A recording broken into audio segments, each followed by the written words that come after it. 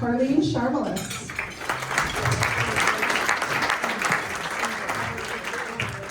And then my Women's Council of Realtors sister, Shanyelle Young. Welcome, Joanna. And also part of the Executive Committee of CTR. So thank you guys for joining me today. We only have one mic. Oh, maybe one or two more that are working. We'll see if they work. So Mayor Singh, I just wanted to start with you because Norwich is my hometown and we're here in Norwich. So thank you so much for joining us. And if you want to talk a little bit about your experiences here as mayor and your pursuit of the American dream in the U.S. Thank you very much. Thank you to our Realtors Association, Eastern Connecticut. And they have been doing a wonderful job just by not doing what they do, but raising these kind of issues. So thank you very much for making sure we are all on the same page while we are inviting more folks from all around the world to Norwich.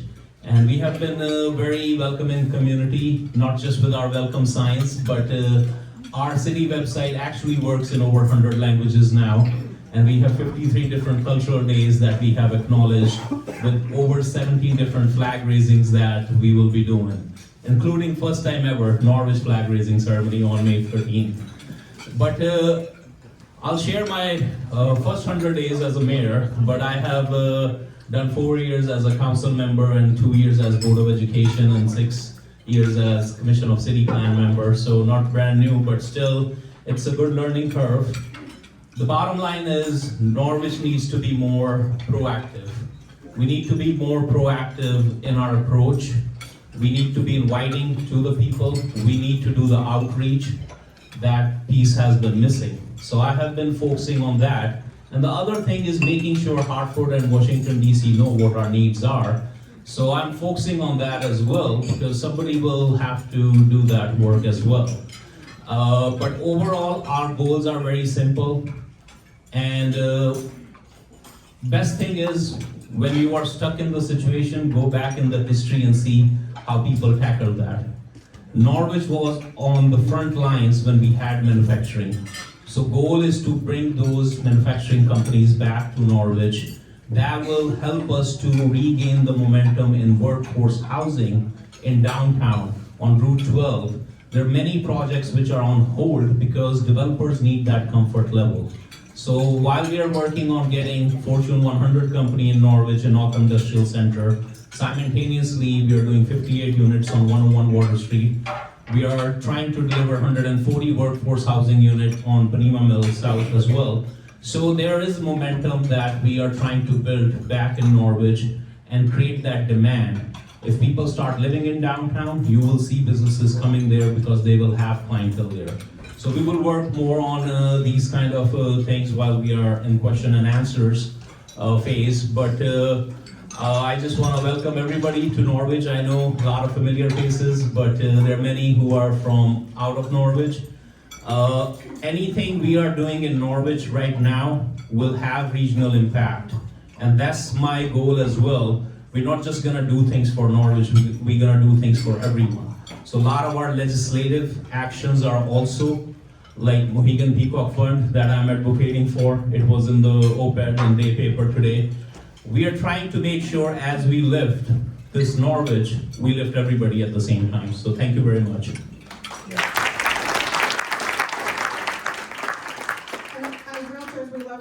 More housing coming on the market. So I just wanted to ask Carline, what inspired you to step into leadership with the NAACP, and what does the Partnership for Strong Communities do? Okay, so I'm a little bit short, so it's gonna take a minute to get up. Good afternoon, everyone. I just want to also echo Mayor Singh's sentiment about you all joining today and learning about unconscious bias and ways that you can work to address that. So my name is Carline Charmelus. I currently serve as the Operation and Equity Director at Partnership for Strong Communities, and I am the president of the NAACP Norwich branch. So for those of you who may not be as familiar with the partnership, we are a statewide policy advocacy, housing policy advocacy and research organization. And we are working to promote equitable change and housing policy in the state of Connecticut. And our work really is to envision a future where everyone in the state has access to a safe, stable, and an affordable home in an equitable community of their choice. And the partnership work really works to address housing insecurity across the housing stability continuum, from those experiencing homelessness to those who are housing cost burden and are at risk of instability. What we know is that over half of our renters are housing cost burden. And over a quarter of homeowners also experience cost burden. I figured that I would share those little statistics with this group. That's why I have my notes right now. And as rent increases, so has the wage required to comfortably afford a home. Renters must earn at least $28.68 an hour to afford a one-bedroom, and over $35 an hour to afford a two-bedroom. And this stat might be applicable to you all. The price to purchase a home has risen so much that the $370,000 median home price in Connecticut requires a salary of $123,000. So in terms of like our policies, we are working to expand the state rental assistance program as well as to maintain and target state funding so that we can build more homes in our state. And then we are also working to address some of the zoning and planning regulations that's creating some of those roadblocks for housing development, and then working to expand just cause evictions for those who may be at risk of eviction. So I just wanted to note that as well.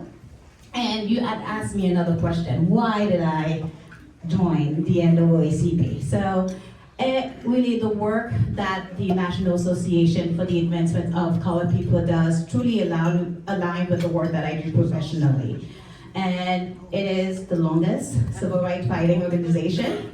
And the Norwich branch has a long history of advocating for people's rights in the city.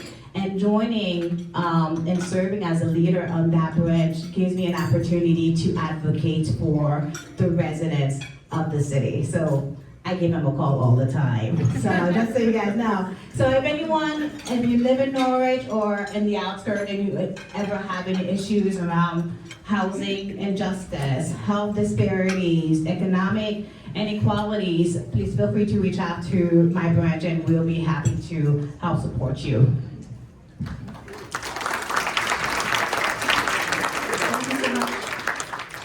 And then we have Ms. Shanyelle Young here, who has been a broker for over 2 decades in real estate, broker owner. And just gonna give her a little shout out for doing amazing things in the industry, not only in volunteer leadership, but in business as well. So if you want to talk a little bit about your experience and how you've grown from agent to broker and how you can inspire us all today. She's smiling. Did you actually have to say 2 decades? Just put it all out there. And actually, I've only been a broker for 10 years. I've been a realtor. Yeah, I didn't start off as a broker, but I'll take this, sweetie. This is my girl right here. Your question is why, or my experiences about how I'm being a broker owner. Well, first of all, a lot of prayer and martinis. And alternate, this is my church member, do not go back and tell Deacon, Archbishop, I said martinis. But that's my truth, that's my real talk truth.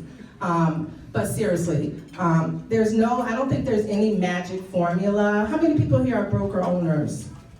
Okay, so I know my girl Stacy is. There's no magic formula for this. It's just, from my experiences, putting your head down, working hard, being strategically planning, being intentional with the small wins of the day, deciding how you're gonna set up your business and proceed as such.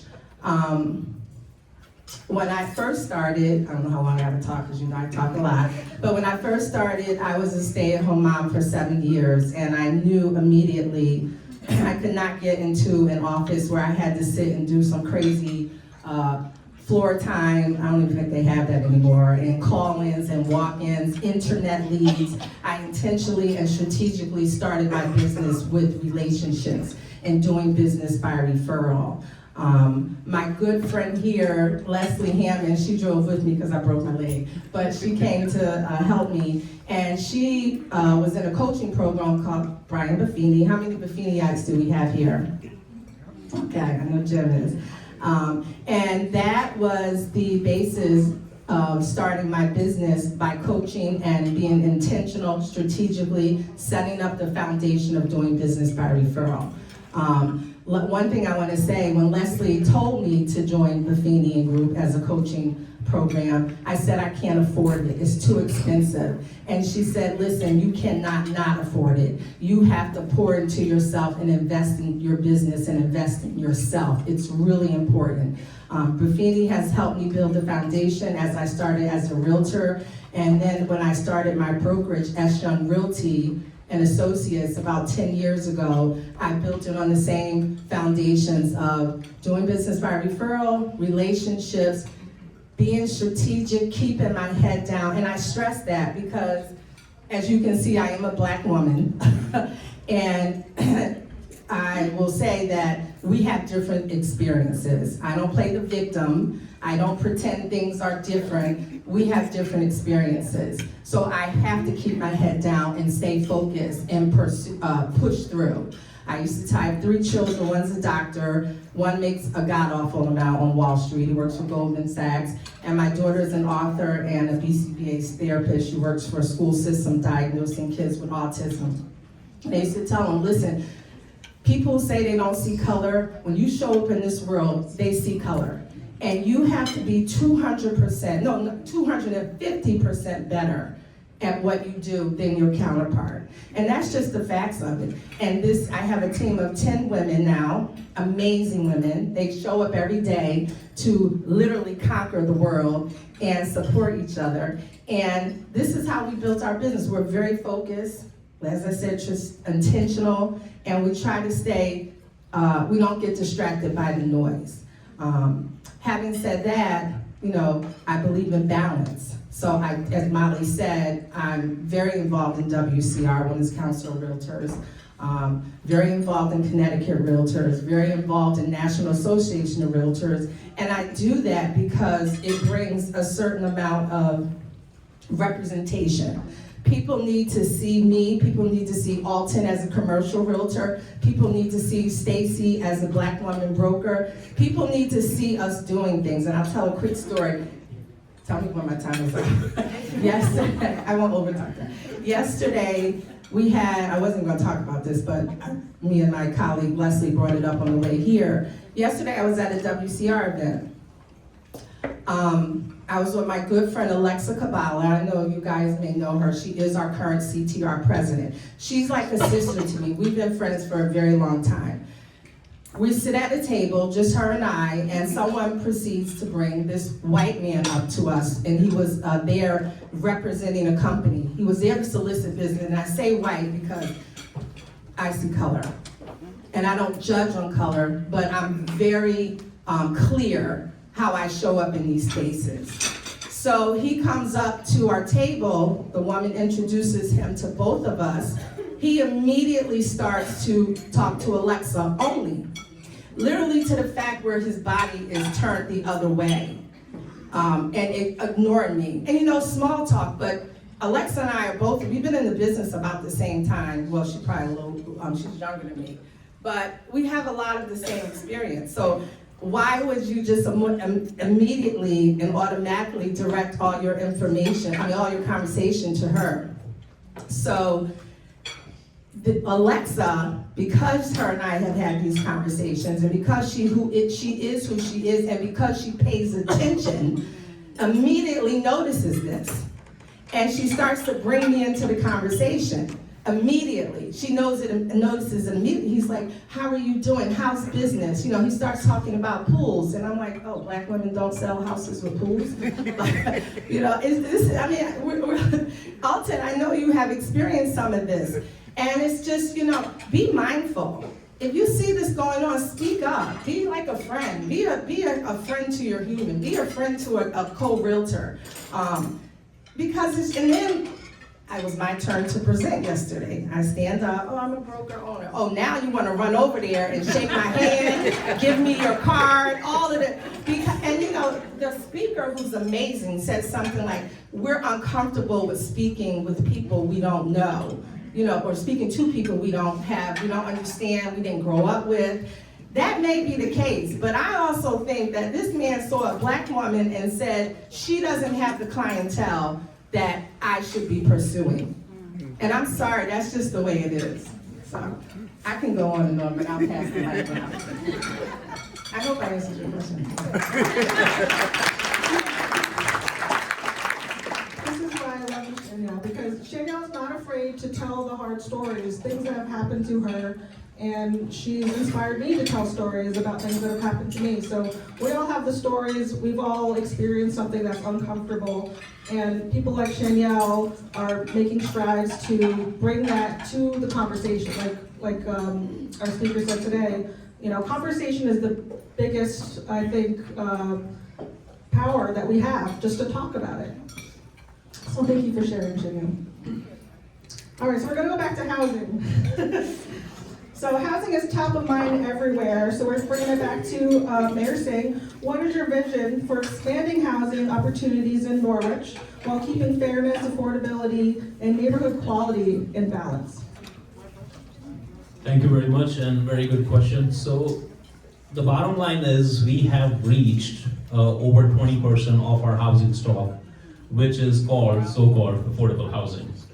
So currently there are a lot of resources available on workforce housing, and there's a lot of demand with EB bringing 8,000 people, with Auckland Industrial Center have potential to generate 2,000. And we already have a lot of biggest employers here, like Baptist Hospital is here, ARC has employed over 435 employees. So all these different employers, our school district has over 800 employees. So there is room for even them to move to Norwich. So I think what I am focusing on is workforce housing component, which is very much needed. And we are short in inventory, and you know better than me, 1-bedroom units, studio units, and that is a starting point for a lot of young folks. While I am making sure EB is doing hiring in Norwich Tech, and I've attended some application days, they picked up 20 students at $25 an hour, you know, right there. So while we're preparing our next generation to be in those good jobs, at the same time, we need to create the housing which is affordable to them. And I think more housing stock will also create that affordability at the same time. And I have built houses for a living. I still do. I'm just busy with my new role a little bit, but I've done subdivisions, I've renovated houses. I have been in a retail industry for over 12 years as well, so I know a lot of challenges. And these experiences that we are hearing today, they are real. You know, and we don't get a lot of platforms to share those experiences as well. But I always say, diversity is a fact. I think at this point, we all need to understand that thing in our mind. Diversity is a fact, but inclusion is an act. And we are way behind in inclusion. So I definitely also at the same time, now I'm a little off tracking stuff, but we have a lot of boards and commission. I always say we need more people from different backgrounds because they bring a lot of wealth of education with them and those experiences with them. So we always have different experiences, but we also have a lot of shared experiences that can only come into play when we are in the setup, we are sharing things with each other. And that's where we need to build on. But coming back to housing, you'll be happy to know, currently 58 units are going at 101 Water Street. We have 148 units which will be going at Panema Mill South. We have 66 units which will be going in South Hill at Riverview, and 8 units old YMCA property. And even today, when some developers came to me regarding Route 82, I was like, can you add some housing to it and make it a mixed-use housing project instead of just commercial? So there is a lot of appetite that city has. We recently also changed our zoning regulation, which are in effect from February 15th. So please consult with the land use attorneys, all the developers that come to you, because that zoning regulation is very much pro-housing. We have reduced the parking requirements as well. And we want more housing, not just in downtown, but everywhere. And some of the lots are pretty big in Norwich. And with this new zoning regulation, my goal is maybe we can do something for seniors as well. There is senior population who wants to downsize, but they still want to live in Norwich because that's where their heart and soul is. And we need to provide them ability to downsize themselves. So that is one goal that I have. When it comes to downtown itself, we go to DC, we go to New York, people are paying a lot of money for apartments. But in actuality, they're not just paying for apartment, they're paying for the whole 9-yard experience. So what we are trying to do in downtown is we recently received $4.2 million in CAF grant for Pocket Park, Jubilee Park, next to the Castle Church. So that will be a nice green space that people who are living in downtown can also enjoy. Also, we are putting $7 million on our Howard T. Brown Park site, which I think yesterday was on CCP, Commission on City Plan meeting as well. So we're gonna build ice skating ring, splash pad. Those are the amenities that we are trying to offer. So, while we are trying to get developers in downtown to develop some of these old mills like Chestnut Street Mill, and we will be making that progress. It's been over decades now, the mill has been closed and nothing has been done, while there is so much demand right now for workforce housing. So how to get those resources from the state, I'm working on those, but at the same time giving developers comfort level that you will be treated right. And we do see developers from all different backgrounds and different nationalities who are actually working in Norwich. So we are working on many different layers, but the goal is more housing creates more affordability, making sure we have more rec spaces that they can access, and more coffee shops, So we need to work on that. Yeah, but thank you. Thank you, Mary. I actually had an opportunity to taste what's going to be a new coffee truck down at the marina. It's Alaskan coffee, so she's bringing that from Alaska. Tried it, it was really good. So that should be hopefully up and running within the next week, pending her permit. So you can start it.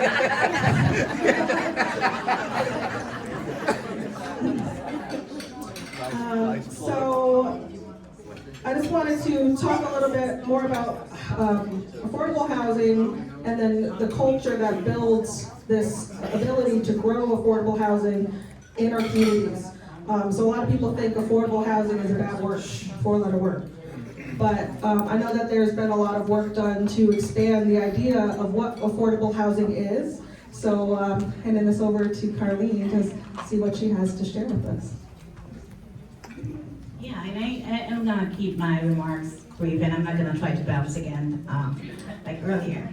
Mayor Singh already talked a lot about housing and some of the work that's happening in the city of Norwich.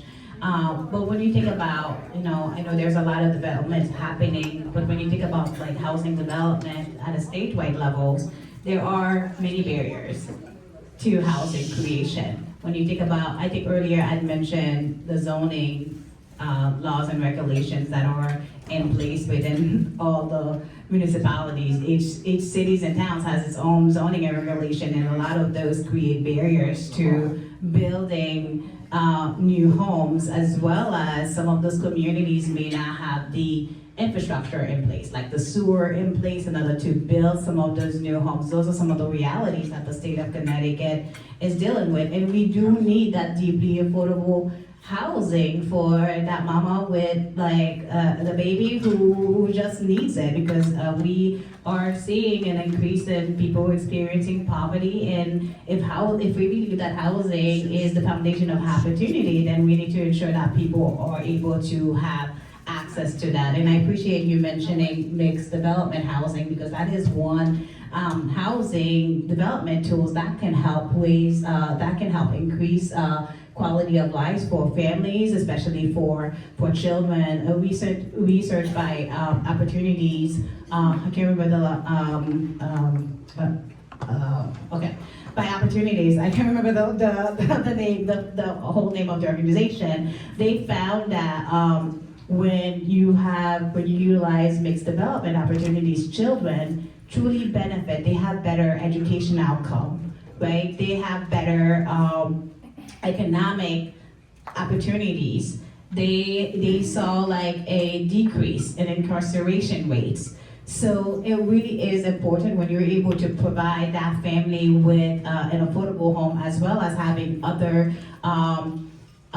families who may have like a higher income living within those duplex, and those children are able to socialize and seeing what it looks like for maybe a higher income families, and be able to like imagine and inspire to reach that goal in and of itself. So I'm truly excited about all the wonderful work that's happening in the city of Norwich, and I would love to see some of that work happen across the state, because in reality, we all know there are a lot of people who may not want development happens in their background because of who might potentially move into their communities. I mean, we hear the term "not in my backyard" all of the time, because there are people who do not want certain people living in their communities. So that's why some of those roadblocks are still there. So I think did you also ask me about the culture in and of itself, in terms of like what are some of the ways that organizations?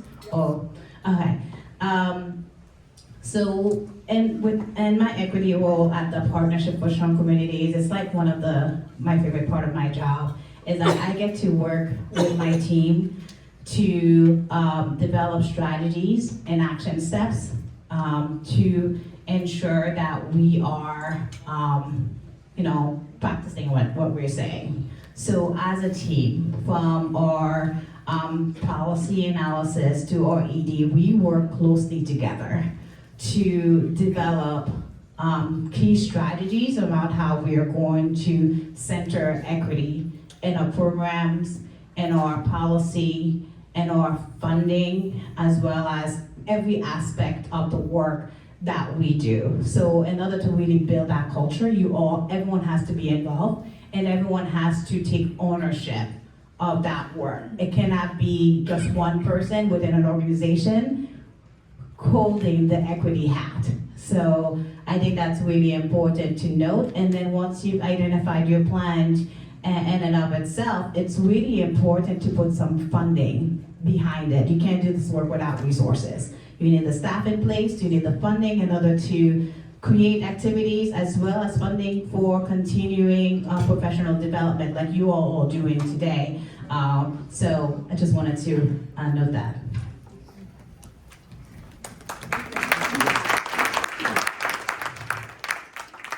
So I know Shanyelle has been a chair of many committees that have dealt with fair housing, inclusion. So what do you think is one of the biggest opportunities that we have to improve access to housing right now? Make it affordable and make more of it. Make more of it and make it more affordable. But I will say, you asked me what was one of the things that can increase housing and put down barriers for fair housing. But what I will say is things that are preventing fair housing, right? Let's talk about that. So there are, I think Molly shared with you, I am on the National Association of Realtors Fair Housing Committee. This is my 3rd year on this committee. And this has been my most difficult year, our most difficult year collectively, because we are in a situation where things that we have fought for fair housing since the 1968 Fair Housing Act, am I right, 1968, yes. We've been fighting for and implementing and funding are now threatening to go away. And we're in a situation, and listen, I don't care what side of the aisle you sit on politically, I'm telling you right now, we're all on the realtor side. And as realtors, we need to be very cognizant and aware of fair housing. And we need to not only be aware, but we need to make sure that we are fighting for fair housing. That's the only way, as you said, I think you said, both of you said it, when communities are diverse, we do better. I sit on the executive board of CTR, and I have to say, when I always say to them, when we have more diverse voices, we are stronger and better. And it's a fact, I'm sorry, it's a fact, not opinion. But anyway, so what I'm seeing now, a lot of the programs that we have fought, we collectively as an industry, I wasn't there 10 years, and I certainly wasn't, 10 years ago, I certainly wasn't there in 1968. But we are seeing a lot of our programs that fight fair housing and that oversee fair housing, that are oversight for fair housing, being threatened to pull away. And in fact, grants, I think about 30 million, I don't have my facts, I'm going off my head, so I want to fact check me, that's fine. But I think we had about $30 million worth of grants pulled away from fair housing. There was a judge in Massachusetts that reinstated it because the administration that we're currently working with has decided that fair housing should not be a thing. This is something that we fought for forever. And our great speaker earlier said we're 95% of the way there. I think we're like 80%. Okay, and that's only not what I'm seeing statistically. That's what I'm seeing in the field, when I'm working. You know, we should no longer be having people call and say, "Oh, do you accept Section 8?" Like, I'm like ready to hang up because, of course, it's a law not to. Why are you asking this? We shouldn't have people calling saying, you know, where are your folks from? You know, before you even show, or do they have children? I mean, these are things, and you guys can say you don't hear it. It is definitely out there because people who speak real tell me that they are dealing with this. And it's traumatic for some people, maybe not those typical comments, but things that are going on now can be very traumatic for people, for realtors, and our clients. So right now, what I see for fair housing, we all need to put our realtor fair housing hats on and get out there and fight. How do you fight? You talk to your mayor, thank God he's here. You talk to Carline from NAACP. You talk to your leaders in the community, you talk to legislators. CTR, we have a huge lobby structure with CTR. We spend a lot of money on lobbying. And thank God we have collective voices because these are the things that we can fight for. But honestly, it starts in your community in your office. When you hear this kind of nonsense, say something. And I think we ourselves are the barriers to fair housing because we're not doing enough. You know, I'll give us our credit. We have Susie, you're amazing. Thank you for putting this together. And as you said, give her a round of applause, please. Molly's amazing. Dan, your whole team is amazing. But we need more of this. And the fact is, a lot of people show up for CE. Show up because it's the right thing to do. Yes, it's the right thing to fight for fair housing. And I think that's all I'll say about it.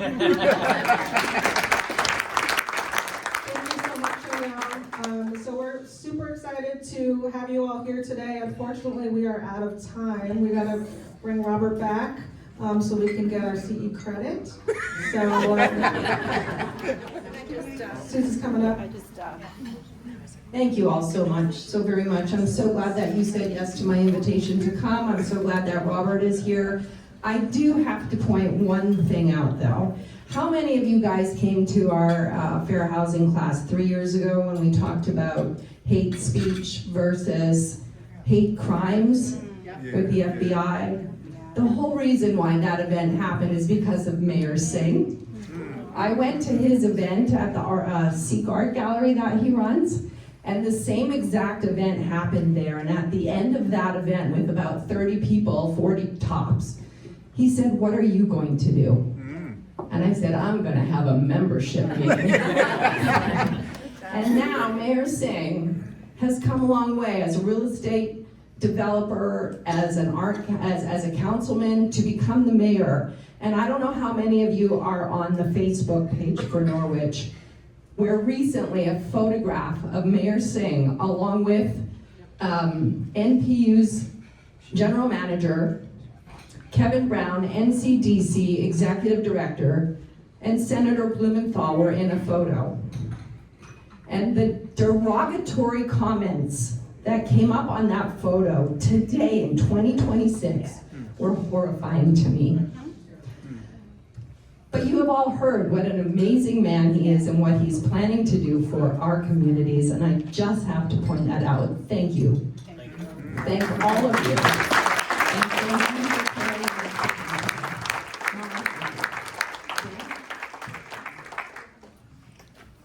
Thank you, everybody. What an amazing keynote panel we have. So we do a great Carline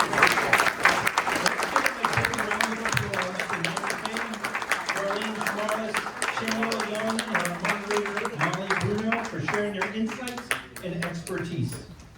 Thank you all again for being part of this important